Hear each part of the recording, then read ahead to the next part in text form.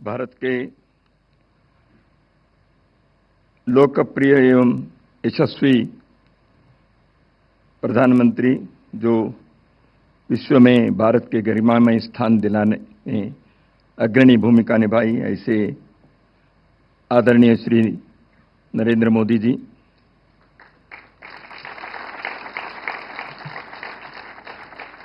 भारत सरकार के संस्कृति मंत्री आदरणीय श्री गजेंद्र सिंह शेखावत जी, दिल्ली राज्य के यशस्वी मुख्यमंत्री आदरणीय श्रीमती रेखा गुप्ता जी, सभागार में उपस्थित भारत सरकार के गणमान्य मंत्री महोदय, आदरणीय जनप्रतिनिधि, समाज प्रेमी, राष्ट्र प्रेमी, सभी विविध आयामों में, क्षेत्रों में कार्य कर रहे हैं, समाज के सभी सज्जन बंधु, श्रद्धेय माता भगिनी, सर्वप्रथम नवरात्रि के इस शुभ अवसर पर आप सभी को, आपके परिवारजनों को और समस्त मानव जाति को, सृष्टि को हार्दिक मंगल कामनाएं व्यक्त करता हूं। आने वाले वर्ष हम सबके लिए, समस्त मानवता के लिए शुभकारी हो, मंगलकारी हो, सभी सुखी और आनंद से जीवन जीने के एक संतोष का वर्ष हमारा बने, यही भगवान से प्रार्थना करता हूं। आज का इस कार्यक्रम को राष्ट्रीय स्वयंसेवक संघ के 100 वर्ष की यात्रा के स्मरणोत्सव ऐसे कहा गया है। भारत सरकार के संस्कृति मंत्रालय ने इस कार्यक्रम के संदर्भ में सोचा और संघ के प्रतिनिधि के नाते किसी को आना था, इसलिए मुझे उन्होंने बुलाया और उन्होंने कहा सरकारी विभाग को रहना चाहिए ऐसे, इसलिए मैं उनके इस निमंत्रण को स्वीकार करते हुए यहाँ आया हूँ और संघ की ओर से संस्कृति मंत्रालय और भारत सरकार को मैं विशेष रूप से इस कार्यक्रम के आयोजन के लिए धन्यवाद भी देना चाहता हूँ।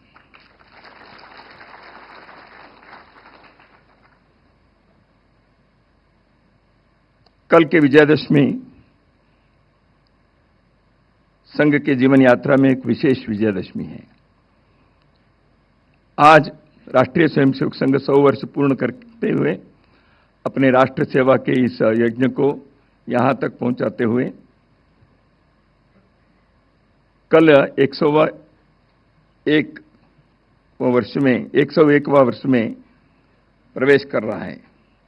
संघ ने 100 विजयादशमी देखा है। इस संदर्भ में भारत सरकार ने विशेष रूप से सरकार के और देश के नेतृत्व कर रहे हैं आदरणीय प्रधानमंत्री जी ने राष्ट्रीय स्वयंसेवक संघ के 100 वर्ष के इस विशेष अवसर पर डाक टिकट और एक सिक्के का मुद्रक जारी करने का निर्णय किया। यह स्वाभाविक रूप से संघ के स्वयंसेवकों को, समाज, राष्ट्र प्रेमी जनता को एक सहज आनंद का विषय है।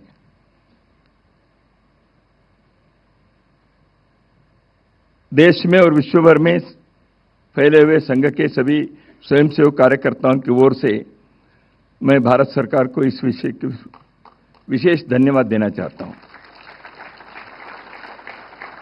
मित्रों, सरकार की एक सत परंपरा दशकों से चलती आई है। देश समाज में किसी भी क्षेत्र में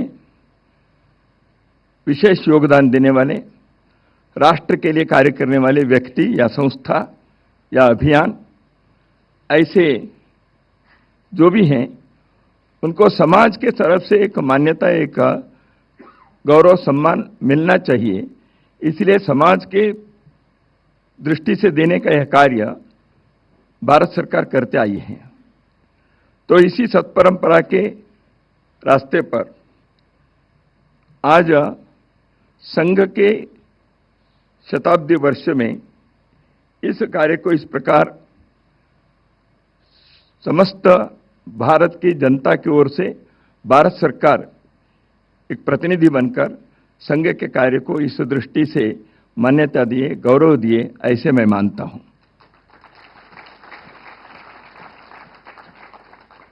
संघ आज देशों विशाल हुआ है। देश के कोने कोने में संघ का कार्य फैला हुआ है। देश के किसी भी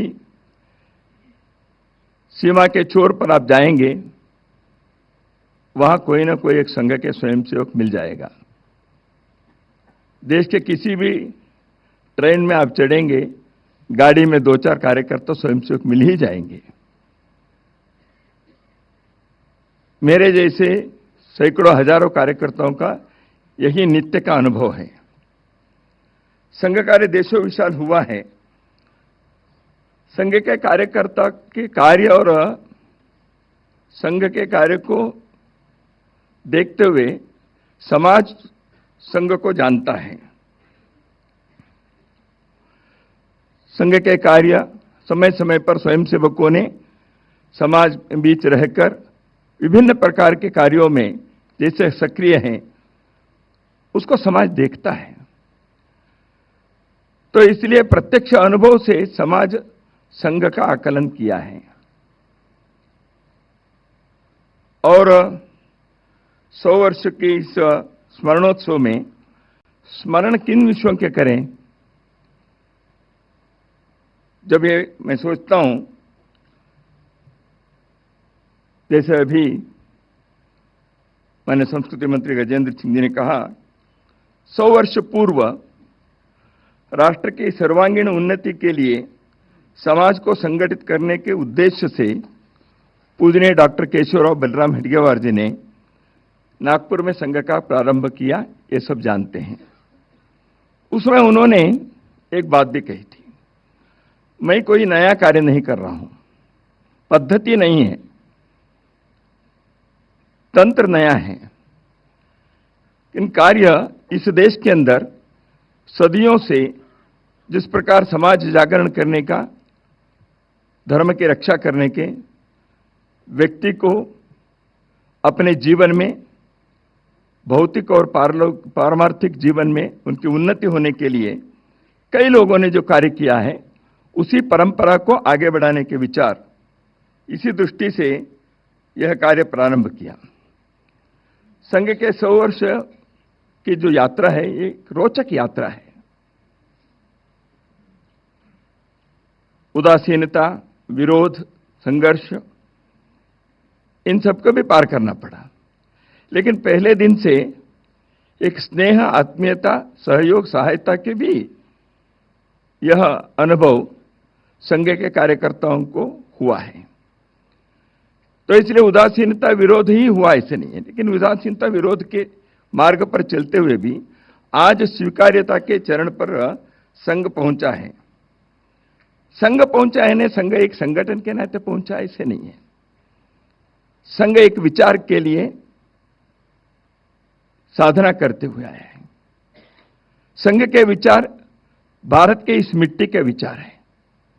यहाँ के इस सभ्यता और संस्कृति के हजारों वर्षों से यहाँ के लोगों ने जीवन में प्रयोग करते हुए विश्व के सामने एक श्रेष्ठ समाज को निर्माण करने का जो संकल्प लेकर जिस कार्य को उन्होंने आगे बढ़ाया, उस विचार के, उस जीवन दर्शन के, उस जीवन के प्रयोग के, उस सभ्यता के, उस संस्कृति के पहचान है।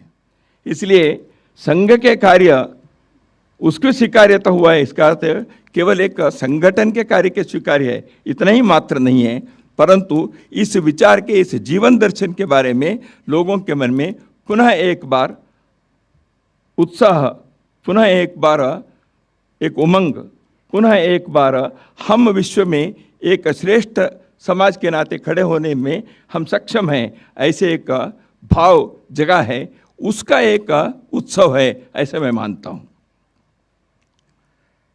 संघ को आज देश राष्ट्रभक्ति, अनुशासन, सेवा जैसे राष्ट्रीय आवश्यकताओं के प्रबल एवं सफल प्रतीक के नाते देखता है। संघ के स्वयंसेवक जीवन के प्रत्येक क्षेत्र में सक्रिय रहकर समाज को जोड़ते हुए समाज की उन्नति के, राष्ट्र की सेवा, सुरक्षा, कल्याण के कई कार्यों में आज सक्रिय हैं, उसको संपन्न कर रहे हैं। संघ के 100वें वर्ष पर हमें इस कार्य में अपने जीवन दिए सब प्रकार के परिश्रम, त्याग, बलिदान करते हुए हजारों लाखों स्वयंसेवक, कार्यकर्ता और उनके परिवारों का इस अवसर पर स्मरण करना चाहिए। हम करते हैं। यह अवसर भी है इस राष्ट्रीय कार्य के लिए हर प्रकार से आशीर्वाद, सहायता, सहयोग दिए समाज के सभी लोग, समाज के गणमान्य व्यक्ति, धार्मिक, राजनीतिक, सामाजिक, सांस्कृतिक नेतृत्व के सभी लोग, मैं इन सब का कृतज्ञतापूर्वक स्मरण करना चाहता हूं। संघ का उद्देश्य व्यक्ति निर्माण से राष्ट्र निर्माण करना है। समाज को संगठित करके उसकी सक्रियता एवं पुरुषार्थ को जागृत करना है। समाज के अंदर एक अंतःसत्व है। संगठित होने से एक उदात्त उद्देश्य को लेकर जब एक समाज खड़ा होता है, उसका पुरुषार्थ जागृत होता है। उस पुरुषार्थ के कारण सब प्रकार के चुनौती को, संकट को पार करने की शक्ति भी उसके अंदर जागृत हो जाती है और समाज के और विश्व के सामने एक श्रेष्ठ उदाहरण प्रस्तुत करते हुए भारत को विश्व के राष्ट्र मालिका में एक सम्मानित स्थान दिलाने में वो सफल होता है। यही संघ का जीवन व्रत है। संघ यही करता आया है। संघ का कार्य जो अनवरत चला है, यह परिस्थिति निरपेक्ष कार्य है। उतार चढ़ाव हुए, संघ के जीवन में भी हुए, राष्ट्र के सामने भी समस्या, चुनौती, संकट आए, आनंद और उल्लास के समय भी आए। लेकिन संघ में हमेशा यही पाठ सिखाया, संघ परिस्थिति निरपेक्ष कार्य संघ का है। परिस्थिति कैसे भी हो, देश का कार्य, समाज का कार्य किसी कारण से उसको देखकर रुकना, कम करना ऐसे नहीं। हाँ, उसके हिसाब से योजना बनानी पड़ती है, लेकिन संघ के कार्य प्रतिक्रिया से नहीं है, किसी को जवाब देने के लिए नहीं है। भारत के लोगों को भारत के लिए जीना चाहिए और भारत को विश्व के लिए कार्य करना चाहिए, इसलिए तैयार करना चाहिए। यह कार्य परिस्थिति के ऊपर निर्भर नहीं है। यह इस देश में जन्म लेने वाले प्रत्येक व्यक्ति का एक कर्तव्य बनता है। यह राष्ट्र धर्म है, इस राष्ट्र धर्म को जगाना है। यही संघ का कार्य है। इसी कार्य को करते हैं तो व्यक्ति को समाज के साथ जोड़ना है